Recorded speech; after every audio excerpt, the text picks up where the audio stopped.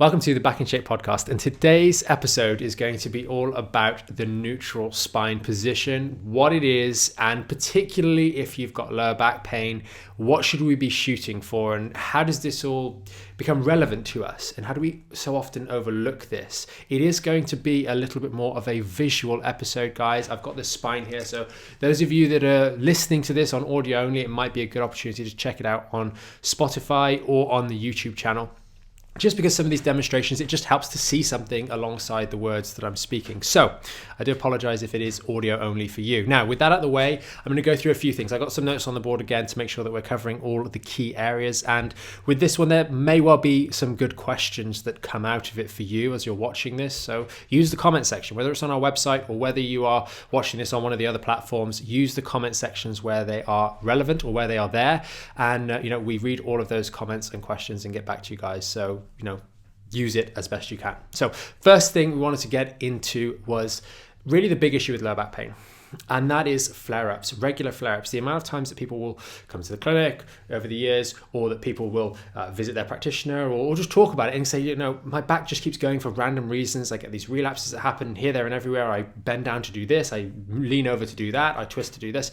Why are these things happening? Well, a lot of times it's because there's that lack of stability that's occurred, and understandably so. We've injured something. We've injured a joint in the lower back, a section or a segment of the lumbar spine, and most commonly that is L4-5, L5-S1 region, which is, for those of you watching again, right down the bottom here, this bottom section of the spine. It is an area that's commonly injured. And we're going to, today, as we go through the neutral spine, start to understand that a little bit more, because people fail to have the ability to stabilize that particular section. And often before we've injured, quote unquote, our lower back, first, we have a degree of instability here, and we'll kind of see how that develops using a finger as an example, or your knee. So that's the big thing we want to get out of the way first. Now, understanding the spine, the structure of the spine, and this might be a little bit more detailed for some of you guys. Let us know if you find these sorts of videos more helpful as well, going into this detail. So the spinal blocks themselves, the vertebral bodies and the discs that are in between, they are not stacked on top of one another. Often you'll hear things like you should have a straight spine, lift with a straight back, all these sorts of things. They're not accurate and they're not helpful, because if we have a straight lumbar spine, then we actually have a flexed lumbar spine, because it's flexed relative to the neutral that the spine should be in. Our lumbar spine should have an elliptical curve going through it, this being the back, your bum sitting here, and obviously the tummy being on the front here. It has this elliptical curve in that it's got more curve at the bottom and less as it gets into what's called the thoracolumbar junction. Then we've got a nice blue section of the thoracic spine, green being the lumbar spine, and then it obviously transitions into a forward bending section, a kyphosis, if you will, in the thoracic spine, where our rib cage and our lungs and heart, etc. are. But it is these curves that provide an ability of the spine to both be stable and strong, but also absorb shock. If they were completely straight, I used to kind of not joke, but make light of, if you, when patients would come into the clinic, imagine your spine. If you had to jump off the chair or off the table or the treatment couch with your legs locked out, you would have no ability to load bear or shock absorb, If, however, you bend your knees, you have a curve, your spine can absorb that shock as impact comes through it, and therefore reduce the strain and the stress that is focused through certain joints. And it's very important to understand, which we'll get onto in a moment, what is actually maintaining this natural curve, because when you look at the spinal model that I'm holding up in a moment, or that I've been holding up throughout this video, you look at it and you think, oh, well, the spine just holds itself in that position, and that is not true. It is a complex array of ligaments that run on the front and on the back and in between vertebrae that blend arguably with the interspinal discs or the intervertebral discs to form this mesh of support that holds and maintains that particular alignment. Otherwise, we would just have a bunch of bones that are kind of just stacked around and floating around one another, and there wouldn't be the stability. And that brings me kind of nice and neatly on to the next part. We are not a tree. We don't have the vertebrae stacked on top of one another. We need this supporting structure from the ligaments. And it is those ligaments that maintain that spinal alignment. They maintain other joints too. You've got ligaments around your finger, for example, at the knuckle, the knee joint, the elbow, etc. All of our joints will have ligaments around them. And just think, what is it that's holding my finger straight and not causing it to dangle off to one side or the other? We don't really have muscles that are doing that particular role. It is the integrity of the joint capsule, of the ligaments that are around those fingers, that prevent it deviating off to one side or the other. And what those ligaments do, just like they do in the spine, is they provide a degree of tension, a degree of stiffness or rigidity about that joint so the muscles can then act on it. If, however, these ligaments are off and not working correctly, maybe they're loose or lax or maybe even not present, we'd find the ligament or the finger, would be kind of dislocating or deviating to one side or the other all the time. And if we try to grab something with our hand, we don't necessarily know if our finger would stay in its position or if it would move off to the side, and then the muscles pull one side more than the other, and that can create strain on the muscles, strain on the joint, strain on the articular surfaces, the bones themselves, in an asymmetrical manner, a manner in which they're not designed to do so. When we think back to the spine, we have ligaments literally going between all of these vertebrae as we go through the spine. We've got the 5 lumbar vertebrae, we've got a thoracic vertebra at the top, and we've got a sacrum down the bottom here, and we've got ligaments running between all of these as we go through from one segment to the next. We require equal tension, pre-designed tension, to be through all of these to hold the spine in its resting position. And then it is the muscular contraction. Let's say we've got the QL, for example, that's going to bend us to the side. The QL is running from the side of the iliac crest here, or the top of the iliac crest, to our 12th rib. It is not attaching in at any of these vertebrae. And when it contracts, it requires a degree of tension through this section of spine to allow us to side bend off to one side, laterally flex the trunk. Other muscles as well will be running across multiple segments, and it's by having that tension throughout the spine, through the ligaments, that those muscles can function effectively. When, however, we have an injury, or we'll explore this a little bit more in a moment, when we have an injury affecting one particular segment, now all of a sudden, all of these, as they go to move, there's a weak point. One of the ligaments moves a little bit more readily than the others. How does this come about? Well, when we're developing in utero, if we take it all the way back to before we were even born, we're sat in a little sac in a C shape. Our spine has one curve through it all the way around. And it's through the development over the first couple of years of life, as we go from lying down, lifting the head, and then crawling, our lordosis drops in, and then we stand up and we put gravity on that, and the lordoses and the kyphoses develop and set a little bit more permanently. And that takes many years for that to fully develop into our early childhood years. And then they kind of change a little bit as we go through our growth spurts. They reduce a little bit, and then they set in again in our later teenage years. Well, those curves are developing to get you away from that fetal position. But then most of us spend way too much time trying to reintroduce part of that fetal position with many hours every day of sitting down with a rounded lumbar spine, a flexed lumbar spine, not a lordotic, maybe a slightly less lordotic, maybe even a flat, and God forbid, a flexed and actually fully kyphotic lumbar spine. That is very, very rare to see, but some of us will have really encouraged that particular movement. It is not efficient in terms of load bearing, and it certainly isn't an optimal way of doing things at all. But how does that process take place? Well, it's successive strain on the ligaments. You see, ligaments compared to tendons don't move at all, really. They are their set length, and the muscles act on them, and they need to be a set length. Whereas the ligaments have a little bit of give. If the ligaments didn't have any give when they're running between these joints, they wouldn't actually be able to move the spine. Your finger will buckle a little bit to one side or the other. The same thing with the knee joints. The same thing with many of our limbs or our hinge type joints. They will be a little bit of give left and right where the ligaments allow them to do that. And we see where the ligaments fail, that movement, maybe to the one side, is much more allowable. It's allowed to move further.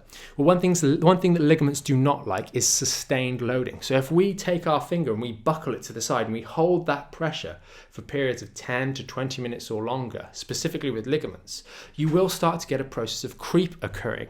And that is whereby the ligaments give a little bit, but then when you keep holding them, they start to stretch. They start to undergo what's called ligamentous creep.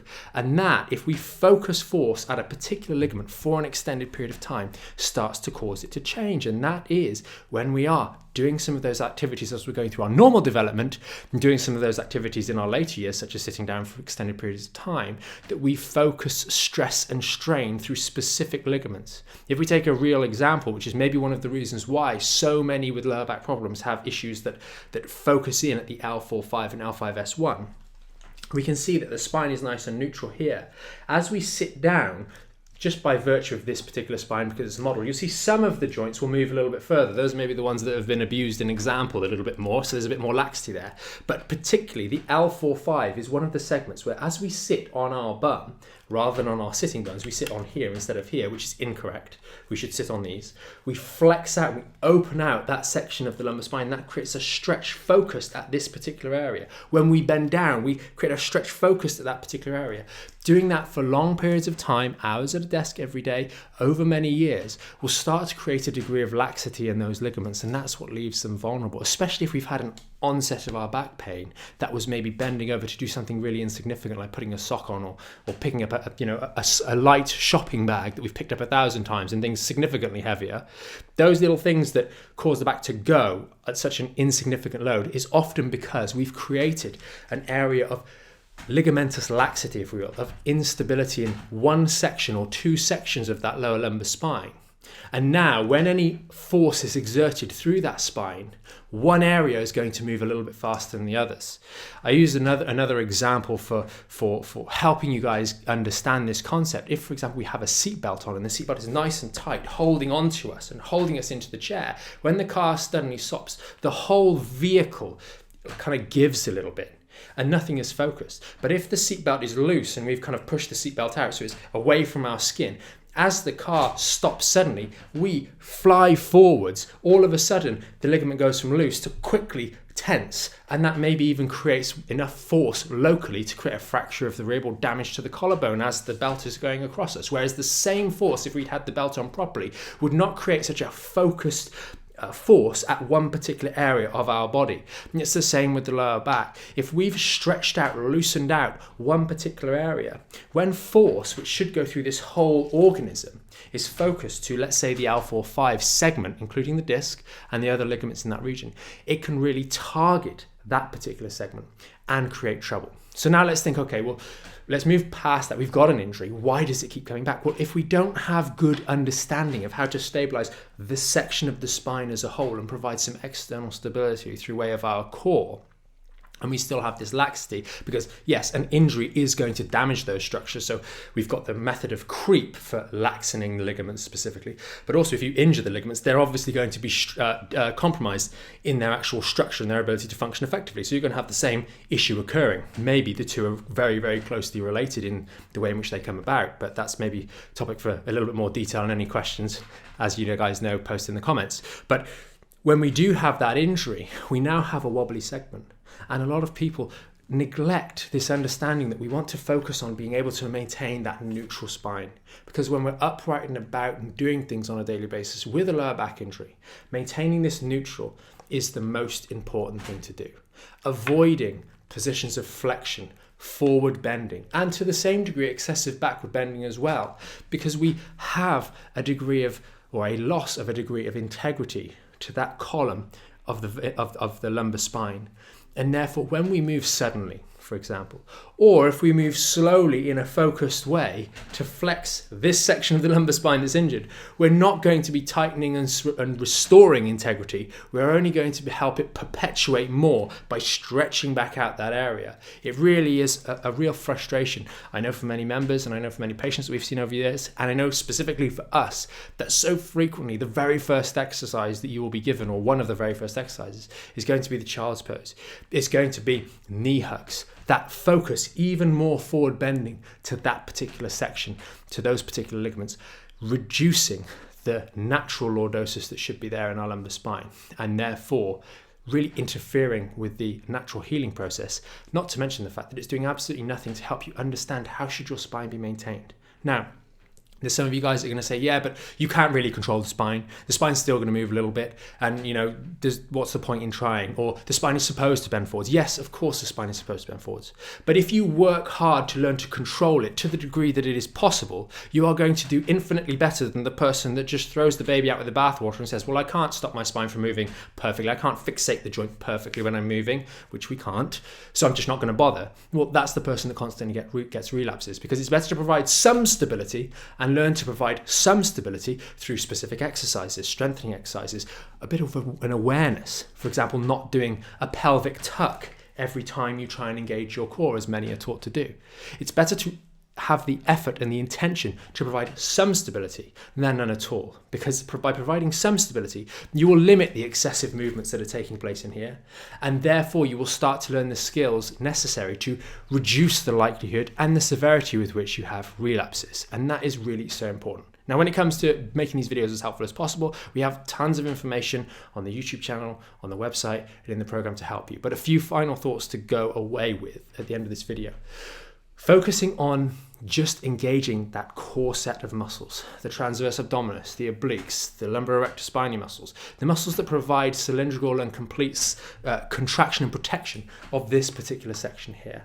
Those are your lumbar support belt. Those are the support for this section of the lumbar spine, and those have maybe been a bit inactive over the years, which is why this area has become vulnerable. So that's important first. Secondly, doing exercises that challenge your body in ways that are real to life. For example, a simple squat. You will be getting up and down every single day, no matter what you think, or whether you think a squat, oh gosh, that seems like a bit of an extreme exercise. We did a whole episode on this for the actual podcast, so you can always check that out after this particular video.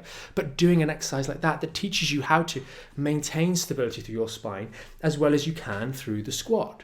And again, people will say, well, your spine is going to move a little bit when you squat. Yes, it is, but it can move less or it can move more. And if we can control the movement, then we reduce the likelihood of injured segments being exploited in this particular movement, and you will have a better time, a smoother recovery. And then we look at load bearing and non-load bearing, obviously the latter first, exercises that challenge the core on one side versus the other, because life is asymmetrical. Everything you're doing, putting one sock on at a time. Grab two socks and go straight down and hook them straight on. I mean, some of you guys might be able to do that, but most people don't. It's one sock and then the other. It's the shopping bags on one side and then to the other side. Everything is asymmetrical. So learning to do exercises such as the dead bug, such as the lunge, that are going to start to teach you how, in a safe environment, you're training in a safe environment to be able to execute in the real world. This is no different to a sporting team running drills in practice. They're running in a safe environment. They can practice this effectively with extra attention so that when they go to game day, they're going to execute it more effectively. It's exactly the same as why you guys are doing the training, doing these exercises. To practice in a controlled environment, it's okay to get it a little bit wrong. But you only learn by doing these things, and then you can get it wrong less, and then you can start getting it right more. And that's really the important thing. Don't get paralyzed by fear, especially if you've had these sorts of problems for a long period of time. It is by slowly starting with safe exercises that provide stability with a neutral spine that you will be able to get out of the hole and start to let your back pain recover. So, if there are any questions about this particular topic, or about the neutral spine, or about a flex spine, or about an extended spine, which we haven't spoken as much about in this particular episode, please do use the comment section below. If you did find this one helpful, maybe a little bit more detail using the spine, then let us know that it was better. Or if you thought, you know what, I prefer some other types of videos that you've done, then let us know that too. We always try our best to make the podcast and the YouTube videos in general, and even the little short videos that we do, as helpful as possible for you guys. And we know different people will prefer different formats. So again, feedback section below. And don't forget, we release these videos every single week. So if you want to join the Sunday mailing list where we send these out to you via email each week when they're published, then you can do that too. There'll be a link in the description, most likely around this video. Thanks for watching, and we'll see you in the next episode.